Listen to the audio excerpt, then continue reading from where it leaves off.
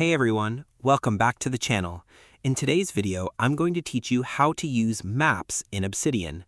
By the end, you'll have the Map View plugin installed, understand how to open and configure your map, and know how to start turning your notes into a visual, location-based system that you can actually explore.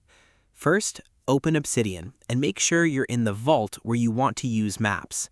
Everything you set up here will live inside that vault, so it's important you're working in the right one before installing anything. Once you're inside, head to the bottom left corner and click the gear icon to open Settings. Inside Settings, go to Community Plugins. This is where Obsidian lets you extend the app with tools built by the community. Click Browse to open the plugin directory, then use the search bar to type Map View.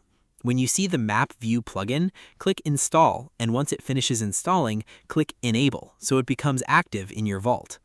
If Obsidian asks you to confirm community plugins, approve it so the plugin can run properly.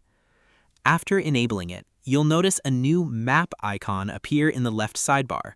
Click it to open the Map View panel. At first, it might look empty, and that's completely normal. Map View only shows notes that contain location data, so if nothing appears yet, it just means your notes haven't been geotagged. Before jumping into the settings, it helps to understand what Map View is actually doing.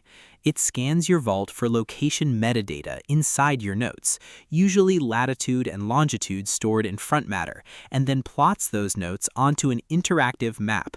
That means it works best when your notes are structured with location info, like travel logs, field research, client visits, or even fictional world building. Now let's look at the controls. Start with filters. This is where you decide what shows up on the map. You can narrow results by folder, tag, or metadata fields so you're only seeing relevant notes. For example, you might filter to just travel notes or a single project folder so your map doesn't get cluttered. Next is the View section. This controls how the map itself looks. You can adjust base map style, marker appearance, and clustering behavior. If you're using this for research, a more detailed map can help you see patterns. If you're presenting or reviewing quickly, a cleaner, simplified map view might work better. Then there's links. This is where Map View gets more interesting. If your notes are connected through internal links, Map View can visualize those relationships directly on the map.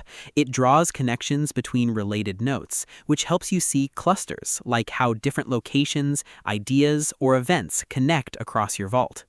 Presets come next. Presets let you save specific map setups so you don't have to rebuild your filters and settings every time.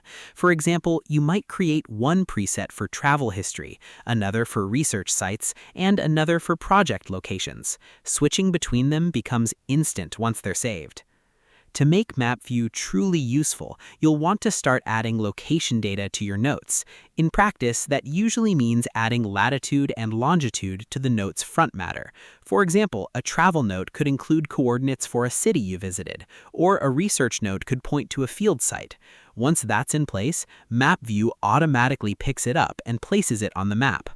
A useful workflow is combining tags with locations. For instance, you could tag notes by category, like client, travel, or idea, and then filter those tags inside Map View. That way, you're not just seeing where things are, but also why they matter. Once everything is set up, using Map View becomes pretty intuitive. Open the panel, choose a filter or preset, and explore your notes spatially. Instead of scrolling through files, you're navigating your knowledge through geography, which can reveal patterns you might not notice in a traditional list view. Thanks for watching. If you found this tutorial helpful, don't forget to like the video and subscribe to the channel for more quick and easy guides. See you in the next one.